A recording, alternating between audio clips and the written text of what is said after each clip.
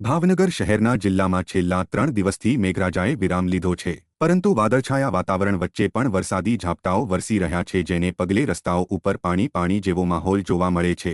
ભાવનગર જિલ્લામાં જોઈએ તો નોંધાયેલો વરસાદમાં વલભીપુરમાં 3 mm, ગારિયાધારમાં 2 mm અને તળાજામાં 2 mm નોંધાવા પામ્યો છે, જ્યારે અન્ય તાલુકાઓમાં વરસાદ નોંધાવવા પામ્યો નથી। જો કે ભાવનગર શહેર અલગ અલગ વિસ્તારોમાં વરસાદના હળવા ઝાપટા વરસ્યા હતા।